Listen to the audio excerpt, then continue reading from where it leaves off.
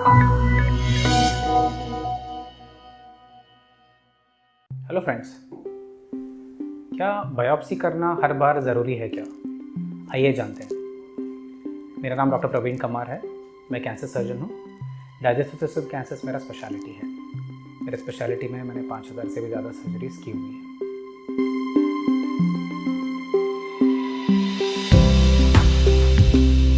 तो दोस्तों, जैसे हमने पहले भी डिस्कस किया है और काफ़ी सारे वीडियो में भी चर्चा किया है कि कैंसर के ट्रीटमेंट से पहले दो चीज़ों का जानना बहुत ज़रूरी है। एक तो है कि किस प्रकार का कैंसर है और दूसरा कितना फैला है।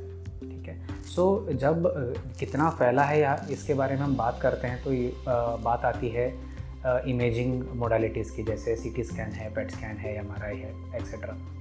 जब कौन से टाइप का कैंसर है इसमें हमें बायोप्सी लगता है।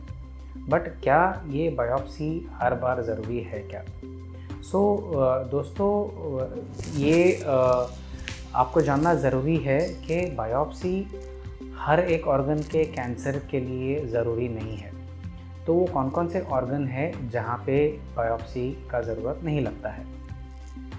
लीवर में जब लीवर कैंसर होता है, पित्त की नली का जब कैंसर होता है जिसको हम कोलेंजोकार्सिनोमा बोलते हैं, और पैंक्रियास के कई सारे प्रकार के कैंसर होते हैं इनमें, और किडनी के जो कैंसर्स होते हैं, इन जगहों पे हम यूजुअली बायोप्सी रेकमेंड नहीं करते हैं जब जो बीमारी है वो सर्जिकली निकालने लायक रहता है। तो हम ऐसे क्यों बोलते हैं?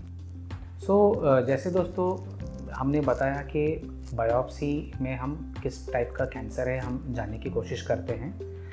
आजकल अभी रिसेंट ईयर्स में इमेजिंग मोडालिटीज़ जैसे कि सीटी स्कैन है, एमआरआई है या पेट स्कैन है, इतने एडवांस हो चुके हैं और इतने सेंसिटिव हो चुके हैं। कई सारे ऑर्गन के जो कैंसरस टिश्यूज़ हैं या कहीं ऑर्गन में जब कैंसर पैदा होता है तो इनको बहुत ही अच्छे से पकड़ सकते हैं। तो कहने का ये मतलब है कि अगर हम समझ लीजिए एक लिवर में किसी ने गठान को पकड़ा है सोनोग्राफी में, और जब हम एमआरआई लिवर करते हैं या triple phasic CT scan of liver करते हैं, तब हमें पक्का पता चलता है जो लिवर में गठान है ये कैंसर वाला गठान है कि नॉन कैंसर वाला गठान है। तो इतना सेंसिटिव इमेजिंग मोडालिटीज़ हो गए हैं। जब इतने सेंसिटिव इमेजिंग मोडालिटी है तो हम कैंसर रहना या ना रहना बहुत एक्यूरेटली बोल सकते हैं। तो ऐसे सिचुएशन में बायोप्सी का ज़्यादा इम्पोर्टेंस नहीं रहता है। तो इसीलिए हम थोड़े बहुत ऑर्गन्स में बायोप्सी का सुझाव नहीं करते हैं। दूसरा एक और रीज़न है जिसमें हम बायोप्सी एडवाइस नहीं करते हैं, वो ये है कि बायोप्सी में जो टिश्यू यील्ड है, जितना हमें मटेरियल मिलना चाहिए वो मिलने का चांस कम रहता है, या उसमें डायग्नोस्टिक सेंसिटिविटी मतलब उसमें कैंसर को पकड़ने वाली क्षमता बायोप्सी से जहाँ पे कम रहता है। तो इस सिचुएशन में समझ लीजिए हमने बायोप्सी किया है, बायोप्सी करने के बाद भी हमें कुछ पक्का पता नहीं चल रहा है, तो ऐसे सिचुएशन में भी हम बायोप्सी का सुझाव नहीं करते हैं। क्योंकि अगर समझ लीजिए बायोप्सी नेगेटिव आता है, इसका मतलब ये सिचुएशन में ऐसा नहीं है कि इसमें कैंसर नहीं है।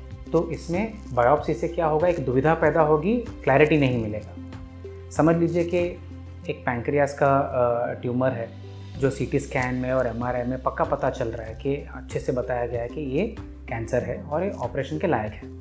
जब हम बायोप्सी करते हैं, ज़रूरी नहीं कि बायोप्सी हर बार पॉजिटिव आता है।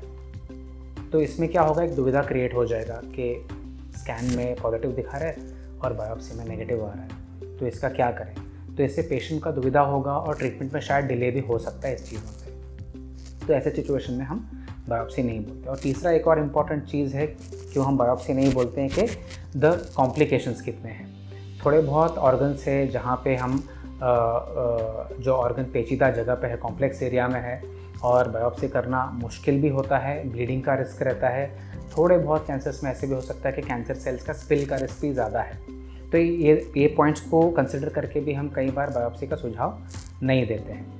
दोस्तों, कहने का ये मतलब है कि जब हमें अच्छे सीटी स्कैन और एमआरआई इमेजिंग के रिपोर्ट्स मिल सकते हैं जहाँ पे हम बहुत सेंसिटिव तरीके से कैंसर को आइडेंटिफाई कर सकते हैं, जैसे कि लिवर कैंसर है या पित्त की नली का कैंसर है, किडनी कैंसर है या पैंक्रियास का कैंसर है, इन सब कैंसर्स में हम जब पेशेंट सर्जरी का कैंडिडेट है, इसमें हम बायोप्सी का सुझाव नहीं देते हैं।